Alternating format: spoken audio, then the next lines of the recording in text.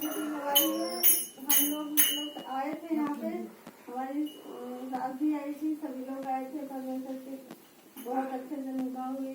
उस दिन जो है ना 29 का हुआ था, विश्वकर्मा पूजा थी। और उसी दिन हमारे सारे घर के जो मतलब लोग थे, सब लोग घर में थे। हमारे देवर, हमारे हस्बैंड, सभी लोग घर में थे।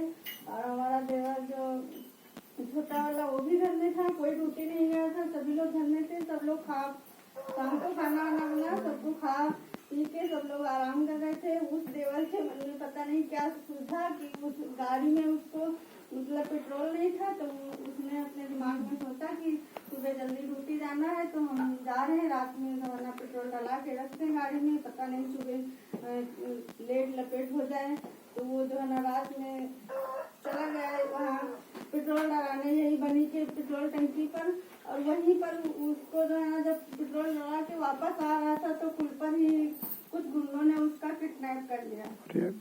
उसको मतलब रात में उठा लिया, वही 10 साढ़े 10 बजा था।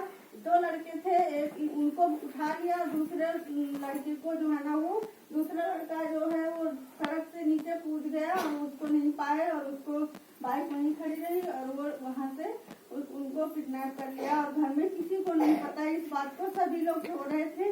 वो जो वो लड़का था उसने जो है ना दूसरे अपने घर में फोन किया, अपने घर से जो है ना उस घर वालों ने उनके चाची अपने सर पर चुने डालो धोती, आप गवाही देते रहे। देवर के घर में जो है ना वो देवर से फोन किया और वो चुपचाप उठ के चले गए और वहाँ रात ढूंढते रहे। फिर उसके बाद हमारे मतलब दूसरे देवर के पास कॉल आई, उन्होंने इनको जगाया और ये भी घर से निकल गए रात में, घर में कुछ नहीं बताया। हम लोग जो है ना जब उठे तो हम देखे कि ऐसी कैसी कौन सी बात है। तो चारों भाई जो है ना मतलब घर से निकल गए और मतलब जिनके मतलब उनसे पूछा भी दूसरे दिन से, तो घर में ये बता के गए कि उनकी तबीयत खराब है, वो अस्पताल में भर्ती है, इसलिए हम लोग जा रहे हैं। हम लोग रात भर मतलब उनके घर गए, तो उनके घर में सभी लोग घर में थे। तो हम लोग और दिमाग में नाचने लगा कि जब उनके घर का लड़का है तो उनके घर के सारे लोग यहाँ हैं और हमारे घर के सारे आदमी वहाँ पर हैं।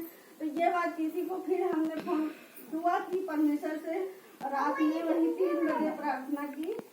हमने कहा जो कुछ भी हो, हम बात को नहीं जानते लेकिन प्रभु सब कुछ जानने वाला है, जो कुछ भी हो सही सलामत हो।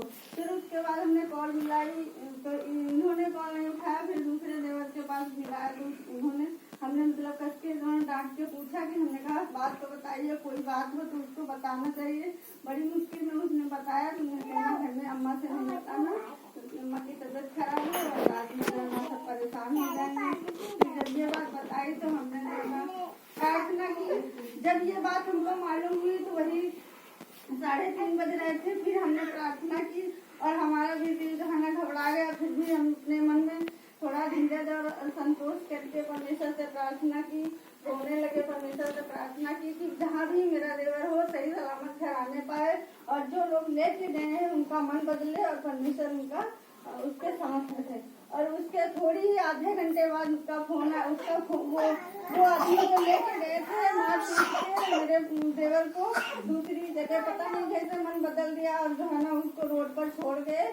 और फिर देवर ने फोन किया कि हम यहाँ हैं, तब जो है ना सब लोग गए, रात में ढूंढते ढूंढते सब लोग जो है ना उसको वहाँ से शुक्लागंज के पास से लेके आए। परमेश्वर का धन्यवाद करते हैं कि परमेश्वर ने उसे सही सलामत रखा और जिंदा रखा, उसके लिए धन्यवाद करते हैं। नहीं तो छोटी छोटी बातों में बड़ी बड़ी बातें हो जाती हैं। परमेश्वर का धन्यवाद। थैंक यू अद्भुत गवाही के लिए।